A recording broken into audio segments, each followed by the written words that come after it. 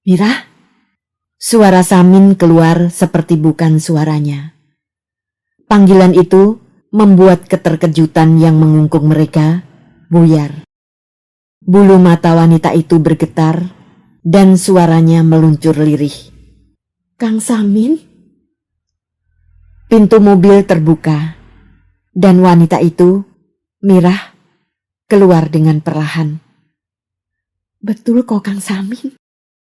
Mira berbisik. Ya, aku Mira.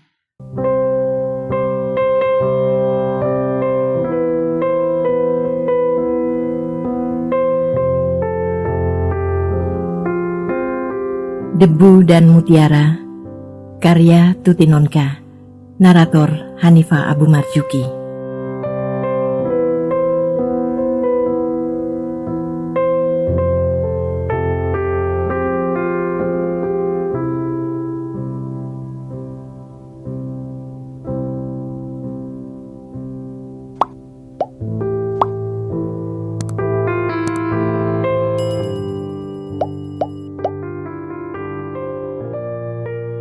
Apa yang harus dilakukannya sekarang? Ia berdiri di antara dua wanita, di antara dua pilihan yang sama-sama berat, sama-sama sulit, sama-sama menghancurkan hati. Mirah dan Yati. Mirah. Berapa lama sudah ia merindukan dan menghidupkan perempuan itu di dalam khayalannya. 2 tahun di Pulau Seribu, 2 tahun dalam petualangan dari majikan satu ke majikan yang lain, bertahun-tahun di dalam penjara. Sesudah itu ia memang melupakan Mirah oleh kepasrahan kepada nasib, oleh rasa tak berdaya melawan kekuatan hidup yang menguasainya. Tapi benarkah ia sungguh-sungguh telah melupakan istrinya? Tidak pernah. Ia sadar kini, Mirah tak pernah lenyap dari latar jiwanya. Perasaan itu hanya tidur, bukan mati. Dan sekarang ia sudah bangun, terjaga dengan nyalang dan penuh kesadaran. Mereka punya pernikahan, ya, pernikahan. Ikatan paling suci dan agung dari seorang perempuan. Ia belum mati dan belum pernah menceraikan Mirah. Sumpah pernikahan yang diucapkannya dengan bacaan syahadat itu belum pernah ia cabut atau ia batalkan. Pernikahan itu masih ada dan mereka masih menjadi milik dari pernikahan itu. Tetapi Yati, bagaimana mungkin ia dapat meninggalkannya begitu saja? Bagaimana mungkin ia sanggup mengatakan kepada gadis itu bahwa ia masih punya istri dan bahwa ia akan kembali kepada istrinya? Bagaimana mungkin menghancurkan semua yang sudah mereka rencanakan dengan matang dan penuh harapan? Bagaimana mungkin ia tahan memandang kekecewaan Yati nanti? Ia tidak akan sanggup. Yati adalah sebuah telaga yang sejuk dan teduh dalam kegersangan jiwanya yang panjang. Yati sebuah oase, sebuah sumber kehidupan yang bening dan basah di tengah kekaburan hidupnya. Kelembutan perasaannya terhadap gadis itu murni dan tulus, tenang dan penuh kedamaian. Siapakah sebenarnya ia di dalam menjalani hidupnya? Ia seorang musafir yang berjalan dari satu tempat ke tempat lain, yang tiba dan berangkat, yang datang dan pergi. Ia berjalan ke suatu tujuan, ke sebuah damba. Dan manakah tujuannya? Apakah dambanya? Ketenangan hidup dan jiwa. Ia mengira telah sampai ke tempat tujuannya dan menemukan dambanya ketika bertemu dengan Yati.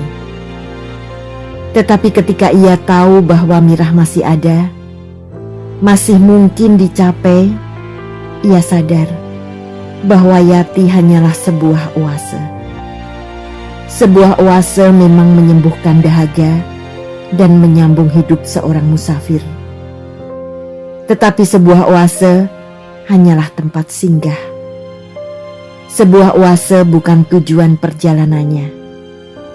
Ia harus berangkat dan kembali berjalan ke tujuannya, ke dambanya. Saat yang paling berat bagi Samin adalah ketika ia harus menyampaikan keputusannya kepada Yati. Ia datang ke rumah gadis itu pada suatu malam setelah berhari-hari mengumpulkan tekad dan keberaniannya. Sambutan Yati yang manis penuh kebahagiaan atas kedatangannya hanya membuat Samin mengkerut dan hampir-hampir membuyarkan segenap maksudnya. Tapi ia harus berani dan harus sanggup. Semakin lama ia mengundur-undur mengatakan keputusannya, semakin kejam bagi Yati. Rencana hari pernikahan mereka semakin dekat. Kini pun tinggal 2 bulan lagi. Tinggal 2 bulan. Dan ia akan memporak-porandakan semuanya. Ya Tuhan.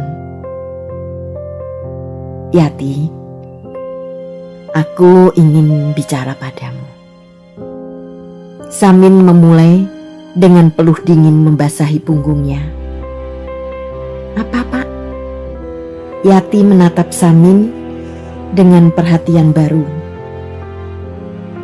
Samin memperbaiki letak duduknya dan menghela napas diam-diam.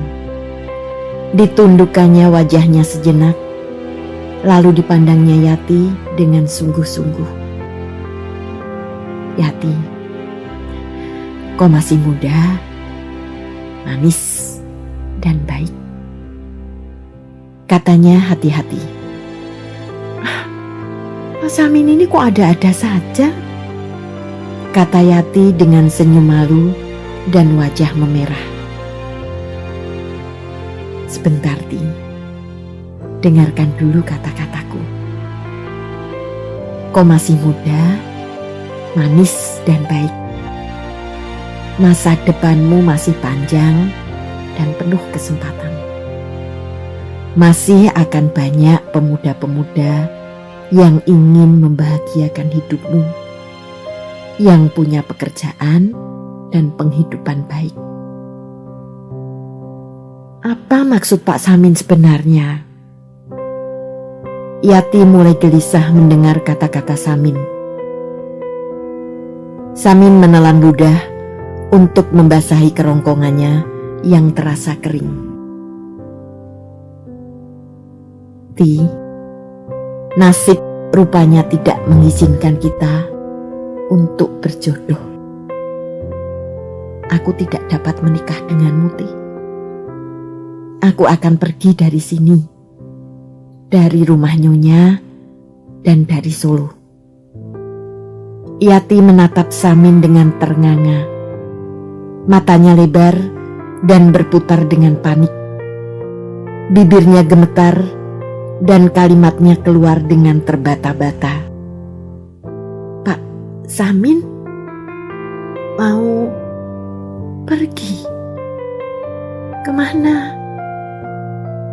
Ti, maafkan aku tidak pernah cerita kepadamu selama ini. Aku pernah menikah, Ti. Tapi sejak 16 tahun yang lalu terpisah dari istriku itu. Bertahun-tahun aku mencarinya dan tak pernah ketemu. Lalu aku pasrah dan menganggap bahwa ia memang sudah tak ada. Tapi beberapa minggu yang lalu aku mendapat kabar dari seorang kawanku bahwa istriku sekarang ada di Bandung. aku akan pergi ke sana, Ti. Yati menutup mulutnya dengan kedua belah tangan. Matanya yang menatap Samin dengan lebar perlahan-lahan menguncup surut dan pudar, lalu berkilau basah oleh air mata. Mengapa Pak Samin tak pernah cerita kalau masih punya istri? Ia berkata terisak. Samin menundukkan kepala. Dadanya nyeri dan sesak. Ceritanya panjang, Ti. Tapi akan kuceritakan padamu. Entah kau akan percaya atau tidak. Ia berkata lirih. Dan untuk kesekian kalinya, ia mengulang kembali kisah perjalanan hidupnya. Persis dan tepat, tak sedikit pun dikurangi atau ditambahnya.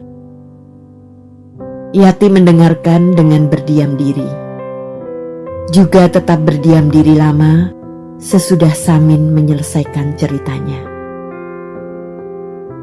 Kau benci padaku, Ti? Samin bertanya beberapa lama kemudian. Perlahan-lahan Yati mengangkat kepalanya, memandang Samin dan menggelengkan kepalanya. Tidak, Pak Samin tidak salah. Sudah selayaknya Pak Samin kembali kepada istri Pak Samin. Ia berbisik lirih. Syukurlah kalau kau tidak sedih. Tentu saja saya sedih. Bagaimana mungkin saya tidak sedih karena kegagalan pernikahan ini? Tapi saya tahu istri Pak Samin lebih berhak atas Pak Samin daripada saya. Maafkan aku, Ti. Sekali lagi Yati menggeleng. Senyumnya sedih, namun pasrah dan ikhlas. Saya tidak marah. Pergilah kepada istri Pak Samin. Saya rela. Saya percaya Pak Samin sudah cukup lama menderita karena berpisah dari dia. Yati melepasnya dengan ikhlas, walau bukan tanpa kesedihan. Ketulusan dan kelembutan hati gadis muda itu sungguh tak bercela. Ia benar-benar sebuah oase yang memberikan keteduhan dan kesejukan dengan sepenuh dirinya, memuaskan dahaga dan letih seorang musafir, dan melepas dengan lapang ketika sang musafir berangkat kembali. Maghrib sudah lama berlalu, tapi Nyonya Murni masih saja termangu-mangu. Samin duduk di depannya dengan kepala menunduk. Semua sudah dikatakannya, dan kini ia merasa tenang dan ringan. Apapun reaksi Nyonya nanti, ia akan menerimanya dengan ikhlas dan pasrah. Tak kusangka perjalanan hidupmu begitu berat dan penuh gelombang, Min. Nyonya Murni berkata sambil menghela napas panjang. Begitulah adanya, Nyonya. Samin menjawab dengan rendah. Nyonya menegakkan duduknya kembali dan memandang Samin lekat-lekat. Jadi kapan kau hendak pergi ke Bandung? Tanyanya. Secepatnya, Nyonya. Setelah mendengar ceritamu, aku tak ingin menghalang-halangimu pergi. Walau demikian, rasanya menyesal sekali kau harus pergi dari sini. Saya berharap akan ada orang lain yang menggantikan saya dengan lebih baik, Nyonya. Ya, tapi walau bagaimana, ia akan tetap berbeda denganmu, Min. Saya tidak bisa berbuat lain, Nyonya. Iya, Aku pun memahami perasaanmu. Pergilah menuruti jalanmu. Aku hanya bisa mendoakan, mudah-mudahan jalan yang akan kau tempuh terang dan dilindungi Tuhan. Berapa kalikah ia pergi meninggalkan orang-orang yang selama beberapa waktu hidup bersamanya. Tetangga-tetangganya di desa Ketunggul, Nyonya Wardani dan keluarganya, Dokter Kunto dan Nyonya, Kolonel Sidabutar dan seluruh isi rumahnya, Tangjin dengan segenap dendamnya, kepala penjara dan kawan-kawannya di Melaten.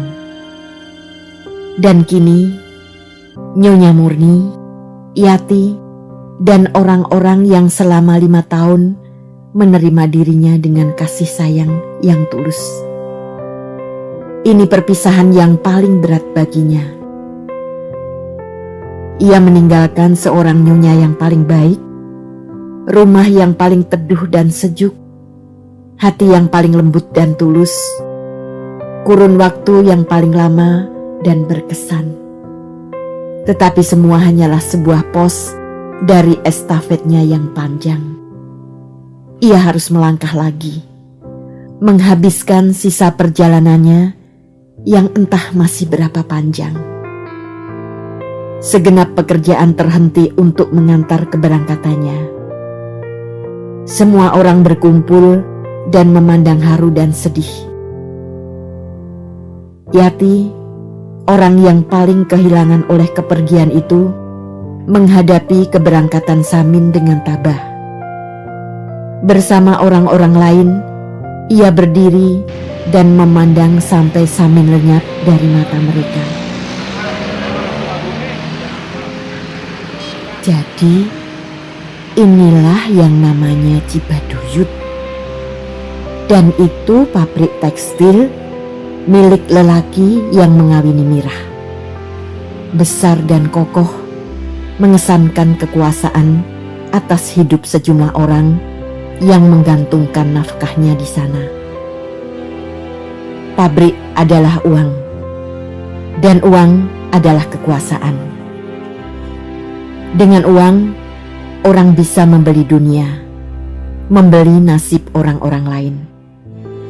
Itu sudah dibuktikan Tangjin dengan menjebloskannya ke penjara. Bahkan terpisahnya ia dari Mirah, porak-porandanya rumah tangganya, pada awal mulanya adalah oleh uang. Kata Bardi, Mirah tinggal di rumah lantai atas pabrik. Jadi di situ, di dalam bangunan yang bagus dan bertaman indah itu, mana pintu masuknya? Yang ada hanya pintu gerbang pabrik, sibuk dengan lalu lintas manusia dan kendaraan. Dan pintu garasi yang pasti bukan jalan untuk tamu. Samin memutuskan akan mendatangi rumah itu lagi bila jam kerja di pabrik sudah habis dan pegawai-pegawai sudah pulang. Sementara itu, ia ingin berjalan-jalan, melihat-lihat sedikit kota Bandung, mandi, dan mengisi perut. Bandung memang sejuk dan menyenangkan. Samin senang melihat wanita-wanita berpenutup kepala dengan logat bicaranya yang khas Sunda. Senang dengan udaranya yang segar dan basah. Jam 4:30 sore, ia kembali ke Cibaduyut. Pabrik sudah sepi. Tapi rumah di lantai atas tetap kelihatan hidup. Jendela-jendelanya terbuka dan suara lagu-lagu terdengar sayup-sayup sampai ke jalan di depan pabrik. Mana pintu yang harus diketuknya?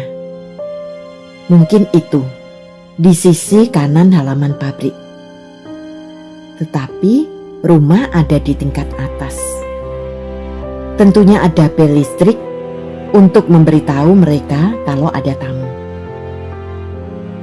Samin masih termangu-mangu di depan pintu gerbang pabrik ketika pintu garasi yang terletak di bagian bawah rumah dan langsung berhubungan ke jalan terdengar dibuka.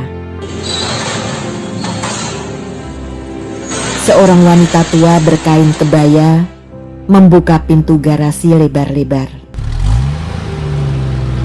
Lalu sebuah Honda Accord warna perak meluncur dengan manis keluar dari garasi. Sekuntum paras cantik berusia sekitar 35 tahun duduk di belakang kemudi. Kecemerlangan wanita itu menampilkan paduan yang sangat harmonis dengan kemewahan mobil yang dikendarainya. Cantik dan mewah. Terpesona Samin oleh kecantikan dan kemewahan mobil di hadapannya. Lalu kesadarannya meledak gegap gempita. Hatinya menggelepar, gempar ketika mengenali siapa wanita di dalam mobil itu. Mirah. Demi Tuhan, itu Mirah. Mirah boleh bertambah cantik, boleh menjadi gemerlapan oleh kekayaan, tapi ia tidak pangling bahwa wanita itu tetap Mirah. Seperti tersedot suatu kekuatan gaib, wanita di dalam mobil itu pun memandang kepada lelaki yang berdiri seperti sebongkah karang di tepi jalan. Beberapa saat matanya terpaku pada lelaki itu dengan kebingungan yang kacau. Lalu wajahnya berubah pucat, kalut, dan panik. Mobil berhenti dengan mendadak, tepat di muka Samin. Lewat jendela mobil yang terbuka, kedua orang itu berpandangan dengan denyar keterkejutan yang luar biasa. Mirah? Suara Samin keluar seperti bukan suaranya. Panggilan itu membuat keterkejutan yang mengungkung mereka buyar. Bulu mata wanita itu bergetar dan suaranya meluncur lirih. Kang Samin? Pintu mobil terbuka dan wanita itu, Mirah, keluar dengan perlahan. Betul kok Kang Samin? Mirah berbisik.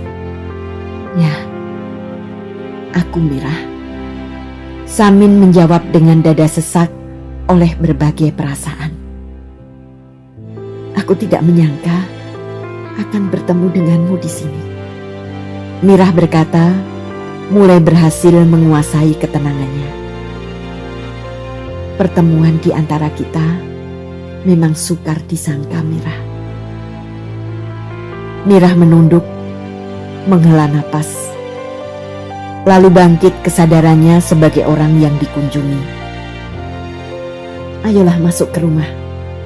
Banyak yang harus saling kita ceritakan, katanya dengan keramahan yang formal. Kurasa memang begitu. Samin menjawab dengan sikap yang sama. Bagaimanapun, 16 tahun tidak saling jumpa membuat mereka kikuk dan agak canggung. Mirah menoleh kepada wanita tua yang masih berdiri di samping pintu garasi sambil memperhatikan mereka dengan diam-diam. Suruh Bang Akin memasukkan mobil kembali, Bi. Dan tolong buka pintu depan, katanya. Ianya. Wanita tua itu menjawab dan segera hilang di balik pintu garasi. Ayolah. Mirah menoleh kepada Samin dan berjalan mendahului ke pintu di sisi kanan halaman pabrik. Tepat pada pintu yang diduga Samin sebagai pintu masuk.